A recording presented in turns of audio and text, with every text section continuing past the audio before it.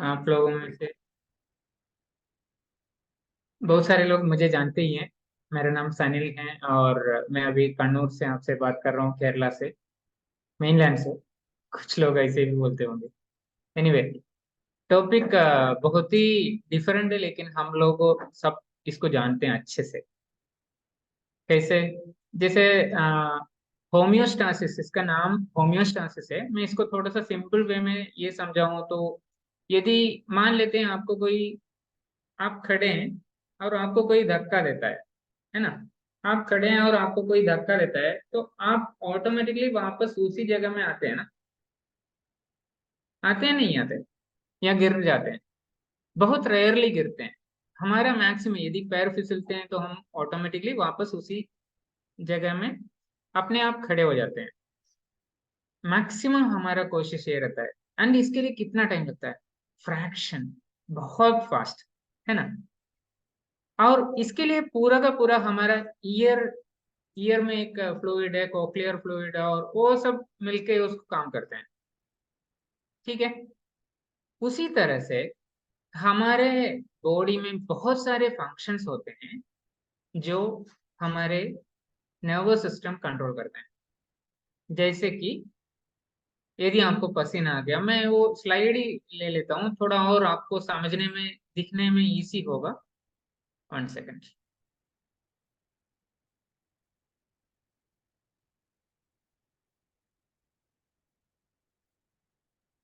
हाँ,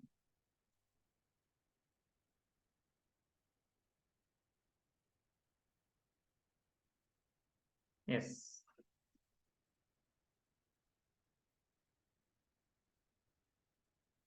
स्लाइड दिख रहा है ना सर? राइट। ओके। तो ये जो चीज है, इसको बोलते हैं कि हमारे बॉडी के जो फंक्शंस को बैलेंस करना। मैं पहले जो बताया बॉडी को बैलेंस करने के बारे में था, लेकिन अभी जो मैं बता रहा हूँ वो है बॉडी के जो बहुत सारे फंक्शंस हैं जिसको हम बैलेंस करके रखते हैं। ठीक है? अभी इसको कैसे होता है, ये सिंपल वे में मैं 3 स्टेप बताऊं तो उसमें से एक है रिसेप्टर, जो आपको समझाएं कि आपकी बॉडी अभी अनबैलेंस है, थोड़ा सा उसमें इधर उधर ऊपर नीचे हुआ है। और दूसरा, जो उसको कंट्रोल करते हैं। एंड तीसरा, जहां पे इसको अफेक्ट करना है, जो उसको चेंज करेंगे। ठीक है? इसको और थोड़ा सा मैं सिंप्लीफाई करूं तो इसमें फंक्शंस और ज्यादा हो गया अभी। जैसे हमारा एक बॉडी का स्टेट होता है, उस स्टेट में ऊपर या नीचे जाएंगे तो वो इम्बैलेंस स्टेट होता है। जैसे टेम्परेचर, यदि बाहर का टेम्परेचर ज्यादा हो गया तो आपके बॉडी के टेम्परेचर कितना तक बढ़ता है? जस्ट आप इतना सोचिए, आपका हाथ बाई मिस्टेक गैस पे लग गया, चूल्हे पे लग गया, टेम्परेचर बहुत ज्यादा हो गया, आपकी बॉडी इमिडिएटली क्या करता है?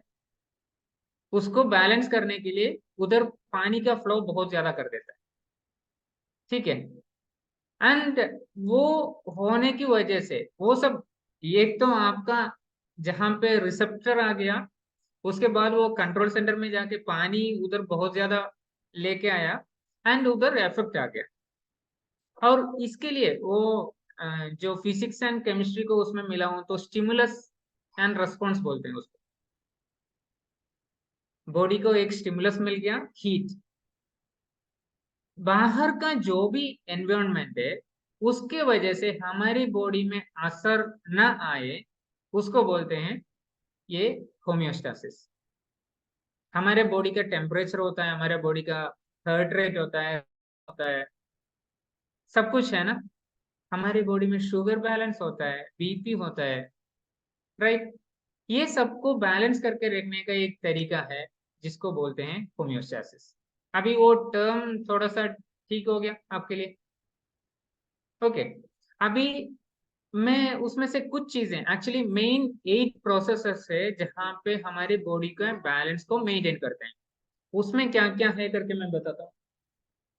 उसमें क्या क्या है करके मैं बताता हूँ। एंड उसको कैसे करते हैं, मेन क्या क्या है जानने का जरूरत नहीं है, उसको कैसे करते हैं और वो हमारे लिए कैसे फायदेमंद है वो समझना जरूरी है। ठीक है? फिर भी ईसीनेस के लिए मैं आपको वो कौन कौन सा स्टेप्स है ये मैं थोड़ा सा बताता हूँ, राइट। उसमें एक आता है बॉडी टेम्परेचर। अभी बॉडी टेम्परेचर कैसे चेंज होता है बाहर सूरज की वजह से, या फिर जब आप एक्सरसाइज करते हैं, राइट। आप जब दौड़ते हैं उस टाइम में भी आपका बाहर का टेम्परेचर और अंदर का टेम्परेचर में वेरिएशन आता है, राइट। इस वेरिएशन को कैसे चेंज करते हैं हमारी बॉडी, उसको वो टेम्परेचर जैसे बढ़ गया ना, जैसे बढ़ गया उस टाइम में हमारी बॉडी में स्वेटिंग ज्यादा होता है, आपने देखा होगा। लेकिन स्वेटिंग ज्यादा होने की वजह से क्या होता है, आपकी बॉडी में पानी की कमी होती है। उस टाइम में किडनी को मैसेज जाता है कि तुम अभी यूरिनेशन कम करो, ठीक है। कहाँ कहाँ पे उसका असर होता है आप समझ रहे हैं ना।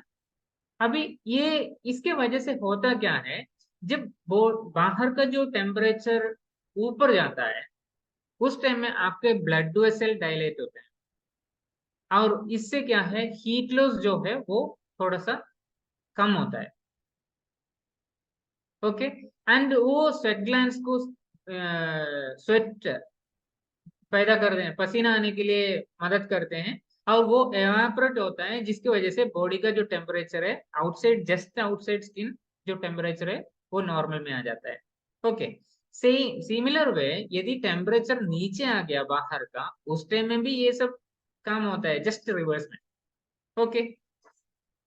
दूसरा एक फंक्शन होता है जैसे बीपी हो गया। अभी इधर मैंने ब्लड वेसल का कॉन्ट्रैक्शन और उसका डायलेशन के बारे में बताया था। सिमिलर वे ब्लड प्रेशर में भी आता है, ओके। ये जितने भी फंक्शंस हैं सभी कोरिलेटेड है, एक के साथ में दूसरा जुड़ा हुआ है। जैसे अभी बहुत सारे लोग रिसेंटली पल्स ऑक्सीमीटर के बारे में जाना होगा, हमारे बॉडी में जितना ऑक्सीजन लेवल है चेक करने के लिए। क्या ऑक्सीजन लेवल अपना शरीर ऐसे ही छोड़ देता है? नहीं, उसको एक लेवल में 90 प्लस में रखने के लिए, ऑलवेज 90 नहीं, एक्चुअली 95 प्लस में रखने के लिए हमारे बॉडी में बहुत सारे फंक्शन कंटिन्यूअसली काम करते हैं, जिसमें लंग्स मेन अपना भागीदार है, ओके। और इस जो स्टिमुलस फीडबैक रेस्पॉन्स है, ये इस तरह से है कि यदि आपका जो स्टिमुलस मतलब बाहर का जो टेम्परेचर या बाहर का जो भी एनवायरनमेंट है वो ऊपर नीचे आ गया, तो वो सीधे के सीधे आपके ब्रेन में मैसेज दे देता है कि तुम अभी काम करना शुरू करो, और वो अपना काम करता है। वापस काम करने के बाद में ब्रेन में मैसेज जाता है कि तुम अभी काम बंद करो, नहीं तो क्या होगा, रिवर्स हो जाएगा, राइट। पहले टेम्परेचर ज्यादा था, अभी उसको उधर नॉर्मल लेवल में लेके आना है ना, तो उसके बाद में उसको बंद करेगा वो प्रोसेस, ओके। मैं इसको अभी एक दो हॉर्मोन्स के जरिए इसको बताता हूँ। जैसे हमारे बॉडी में एक पिट्यूटरी ग्लैंड है जो थायराइड, टीएसएच हार्मोन, थायराइड को स्टिमुलेट करने के लिए हार्मोन पैदा करते हैं, राइट। वो थायराइड का हार्मोन क्या क्या क्या है, T3 एंड T4 है। उसमें एक एक्टिव फॉर्म में है, दूसरा इनएक्टिव फॉर्म में है, ठीक है। अभी यदि ये हार्मोन लेवल सही नहीं है तो उसका एक मेजर रीजन क्या होता है, हमारे बॉडी में कैल्शियम की डेफिशिएंसी। उसको कहाँ से असर करते हैं, पैराथायरॉयड ग्लैंड से, ओके। ये सब टर्मिनोलॉजी में आप बहुत मत जाइए, बस इतना समझिए कि एक दूसरे के, एक को दूसरा असर करता है, एक ग्लैंड को दूसरा असर करता है, जिसकी वजह से हमारे कैल्शियम लेवल नॉर्मल रहता है। लेकिन आपने कभी सुना है इसके बारे में, कैल्शियम मैग्नीशियम विटामिन डी वगैरह हमने सुना होगा, ठीक है। अभी मैंने इधर एक ग्लैंड नीचे में लिखा है, इधर में है पैराथायरॉयड ग्लैंड। इसके वजह से हमारे जो विटामिन D3 का जो फॉर्मेशन है वो सही नहीं होता, और वो जाके असर करते हैं गॉल ब्लैडर में। तो जिनका गॉल ब्लैडर रिमूवल हो चुका है, कभी कभी वो होते हैं ना, तो जिनका गॉल ब्लैडर रिमूवल हो चुका है उनको विटामिन D3 की डेफिशिएंसी बहुत ही कॉमन है, और वो कैल्शियम में सीधा असर करता है, ओके। सेम उसी कैल्शियम को मैं दूसरे तरीके से इधर दिखाया, जहां पे यू किडनी का फंक्शन होता है कि कैल्शियम या मिनरल्स को बचा के रखें। यदि आपके बॉडी में विटामिन D3 कमी है तो कैल्शियम का फॉर्मेशन कम होगा, एब्सॉर्प्शन कम होगा, तो ब्रेन में मैसेज जाएगा और ब्रेन किडनी को मैसेज देगा कि तुम अभी ज्यादा कैल्शियम को बाहर मत छोड़ो। उस टाइम में क्या करेगा, उसको वो मिनरल बचा के रखेगा, जिसकी वजह से इवन स्टोन भी हो सकता है। फंक्शन सही से कर रहे हैं, लेकिन यदि बाकी फंक्शन, बाकी ऑर्गन्स अच्छे से काम नहीं करेंगे तो उधर अलग अलग चीजें पैदा होगा। ठीक है। अभी मैं एक पहले बताया था, जब आप दौड़ते हैं उस टाइम में आपका जो स्वेटिंग ज्यादा होता है, उस टाइम में आपके बॉडी में पानी की डेफिशिएंसी होती है। उस टाइम में किडनी को मैसेज जाता है कि तुम अभी यूरिनेशन कम करो। ठीक है। सेम ये नॉर्मल वाटर लेवल में बना के रखने के लिए हमारा एक सिस्टम अच्छा सा काम कर रहा है। ओके। हमारे बहुत ही कॉमन ब्लड शुगर लेवल आपने सुना होगा ना, जब हमारे बॉडी में ब्लड शुगर बहुत ज्यादा हो गया उस टाइम में इंसुलिन की सेक्रेशन ज्यादा होगा, और इंसुलिन क्या करेगा, या तो वो शुगर को यूटिलाइज करेगा या फिर उसको फैट में कन्वर्ट करके ग्लाइकोजन के रूप में लिवर में या मसल सेल्स में डिपॉजिट करेगा। ठीक है। अभी यदि शुगर लेवल आपका कम हो गया तो उस टाइम में क्या करेगा, pancreas again glycogen glucagon secrete करेगा।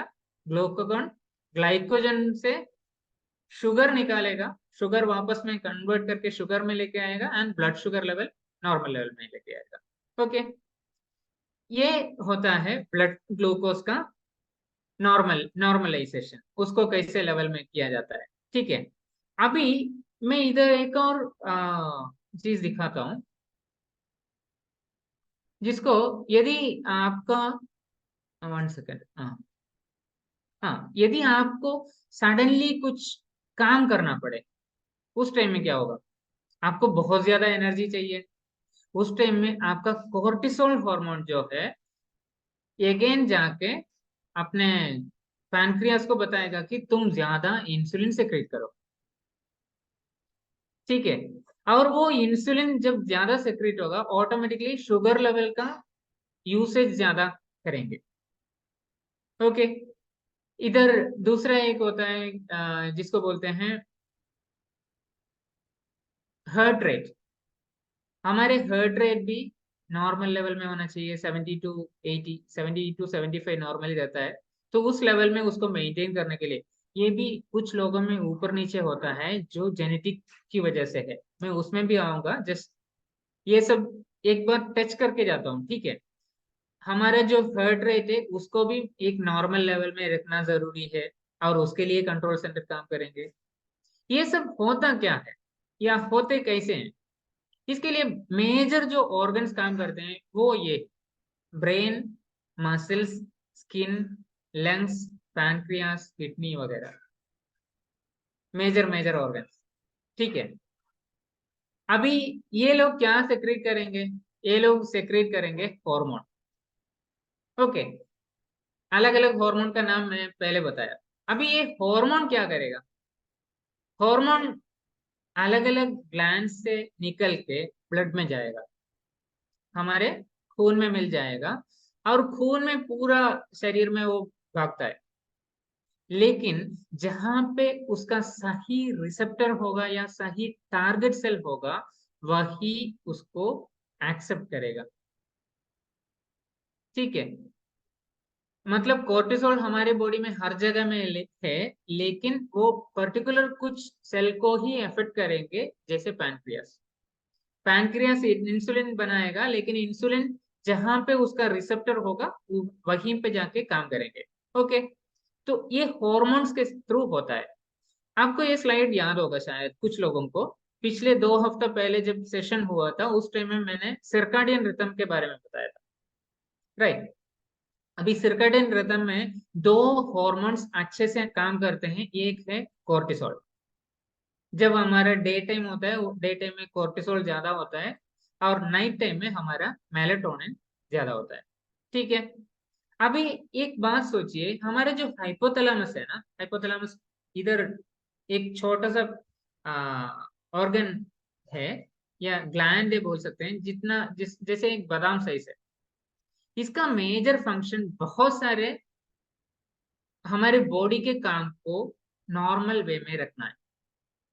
ओके। और इसी जगह में बहुत बार हमने ये वर्ड भी सुना होगा, बॉडी सेट वेट क्या होता है। बॉडी सेट वेट क्या होता है? हमारे बॉडी में एक लेवल होते हैं, जैसे यदि मैं ओवरवेट हूँ और मैं कम अपना वेट कम करना चाहता हूँ, मे बी 4-5 किलो कम होने के बाद में वो एक प्लेटो में, एक नॉर्मल स्टेबल स्टेज में आ जाता है। और इसका रीजन कौन है? हाइपोथैलेमस। ठीक है। इस सेट वेट में इसको वापस उसी सेट वेट में लेके आने के लिए हमारे वो ऑर्गन काम करते हैं। अभी मैं आता हूँ वापस इधर कोर्टिसोल में, जहां पे हमारे सर्काडियन रिदम काम कर रहा था। ठीक है। इस सर्काडियन रिदम के साथ में हमारा कोर्टिसोल नॉर्मल वे में काम कर रहा है up to what time? 6 o'clock to evening 6 o'clock, या जब सूरज ढल जाए। अभी मान लेते हैं कि आप नाइट शिफ्ट में काम करने वाले हैं। जब आपका रेगुलर नाइट शिफ्ट होता है, इस टाइम में आप 100% जो लाइट होता है, नॉर्मल लाइट के साथ में आपका कंटिन्यूस तालमेल जब हो जाता है, तो कोर्टिसोल का प्रोडक्शन क्या होता है? नॉर्मल वे में कंटिन्यू रहता है, may be up to 11 o'clock 12 o'clock। तो इस टाइम में हमारा मेलाटोनिन सेक्रेशन जो है बहुत ही कम हो जाता है। इसी लेवल में हम यदि 6 महीना 8 महीना काम करेंगे, तो उस टाइम में हमारे हाइपोथैलेमस बोलते हैं कि तुम्हारा जो सेट हार्मोन लेवल जो है वो उस लेवल में।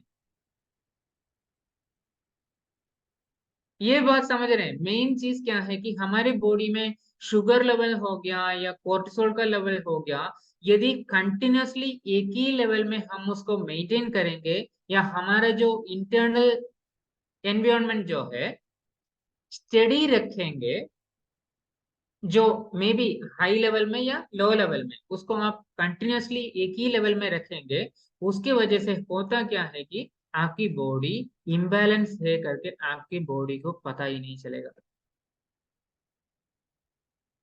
ओके। फर्स्ट स्क्रीन याद है ना, हमारे बॉडी का जो इम्बैलेंस को बैलेंस लेवल में लेके आने के लिए काम कर रहे थे, राइट? लेकिन ये इम्बैलेंस है करके हमारे बॉडी को मालूम नहीं है, वो परमानेंट ऐसा हो जाएगा। और वैसा होने का एक ना, बॉडी वेट के हिसाब से बॉडी सेट वेट है। इसी तरह से हमारे बॉडी में बॉडी सेट 0.4 शुगर भी हो सकता है, कोर्टिसोल हो सकता है। इस वजह से ये होता कैसे है? अभी मैं ये स्लाइड को बंद कर देता हूँ। ठीक है। ये होता कैसा है? जैसे मान लेते हैं कि आप शुगर पेशेंट है और आप नॉर्मल में अभी मेटफॉर्मिन या कोई टैबलेट यूज कर रहे हैं, एंड टैबलेट का इस्तेमाल करते करते आप अभी इंसुलिन में आ चुके हैं। आपकी बॉडी को क्या बनाना चाहिए? इंसुलिन बनाना चाहिए, पैनक्रियास इंसुलिन बनाता है। लेकिन उस टाइम में यदि आपकी बॉडी इंसुलिन बनाता है, तब भी आप बाहर से इंसुलिन इंजेक्ट करते हैं, तो उस टाइम में आपकी बॉडी क्या करेगा? आपके ब्रेन में मैसेज क्या जाता है? तुम अभी काम करना बंद करो, पैनक्रियास को बोल देता है, राइट? ठीक है। यदि इस तरह से हो गया, ऑटोमेटिकली हमारा जो सेट पॉइंट है ना वो चेंज हो जाएगा। क्योंकि हमारी बॉडी में ऑलमोस्ट पिछले महीनों से, बहुत सारे महीनों से शुगर लेवल जो है हाई लेवल में था। जब हाई लेवल में उस तरह से रहेगा, ऑटोमेटिकली हमारी बॉडी में टैबलेट खाने के बाद या इंसुलिन लेने के बाद में ब्लड शुगर यदि 100 में आ गए, तो वापस हमारा ब्रेन बोलेगा कि तुम और शुगर बनाओ, जिससे कि शुगर लेवल 110 या 120 रखे। ठीक है। ये प्रॉब्लम बहुत सारे कंडीशंस में हम लोग हो सकते हैं, अलग अलग कस्टमर्स को कुछ ना कुछ टैबलेट देते हैं और बोलते हैं कि तुम 6 महीने में ठीक हो जाएंगे या तुम्हारे बॉडी में फर्क पता चल जाएगा। लेकिन फर्क नहीं दिखने का रीजन क्या है? उनका ब्रेन उनके लिए काम करता है, हमारा ब्रेन नहीं। हमारा सप्लीमेंट जब काम करेगा ना, उससे पहले उनका ब्रेन काम करता है। अभी उसके लिए थोड़ा टाइम लगता है। एंड ये जो होलिस्टिक हेल्थ अप्रोच, जैसे मेडिटेशन हो गया, अभी रोमिना मैम अच्छे से बोल रही थी, योगा हो गया या एक्सरसाइज हो गया, मेडिटेशन हो गया, ये सब हमारे ब्रेन को ट्रेन करने में मदद करेगा। जब तक हमारे ब्रेन में मैसेज सही से नहीं पहुंचता, हमारे नर्वस सिस्टम में सही से मैसेज नहीं पहुंचता कि we are working together, we मतलब ब्रेन एंड बॉडी, ठीक है, ये दोनों साथ में काम कर रहे हैं करके जब तक उनको पता नहीं चलेगा, तब तक वो रेसिस्ट करेंगे, बॉडी को इम्बैलेंस रखने में मदद करेंगे। बॉडी को बैलेंस स्टेट में लेके आने के लिए हमें एक कोऑपरेटिव वे में, हमें एक कोऑर्डिनेटिव वे में ब्रेन के साथ में काम करना होगा। एंड इस ब्रेन को असर करने वाला क्या क्या चीजें हैं? नंबर वन इज जेनेटिक, ठीक है। नंबर वन इज जेनेटिक, मतलब उनके पेरेंट्स से बहुत सारी चीजें उनको मिलता है। नंबर टू इज उनके हैबिट्स। यदि हैबिट्स चेंज करने के लिए रेडी हो, तो बहुत साल के बाद में जेनेटिक्स भी चेंज हो जाएगा।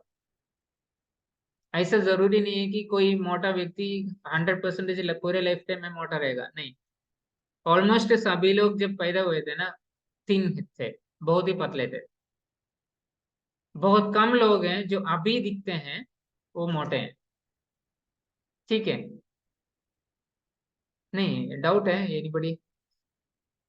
बहुत सारे लोग जब पैदा होते हैं ना, पतले ही रहते हैं, लेकिन आफ्टर मे बी 1 मंथ और 2 मंथ्स वो वेट ड्रास्टिकली चेंज होता है, एंड एनवायरनमेंट उसमें प्ले करता है। यदि उतने छोटे बच्चे में एनवायरनमेंट का हाथ है, तो हमारे लाइफ में भी है ना। जस्ट आपको मेन मेरा ये टॉपिक आज लेने का रीजन यही है कि आप एक तो 100% रिजल्ट इमिडिएटली नहीं सोचे, ना अपने लाइफ में, ना अपने क्लाइंट्स के लाइफ में। रिजल्ट आने में टाइम लगेगा, क्योंकि ये सब हार्मोन का खेल है, ठीक है। ये हॉर्मोन्स को ब्रेन या उनके जो क्लाइंट्स से उनके ब्रेन बैलेंस करके रखते हैं। अभी उस बैलेंस को पढ़ना ब्रेन को आना चाहिए, ठीक है। ये यदि कुछ डाउट है तो आप बिल्कुल पूछ सकते हैं इधर।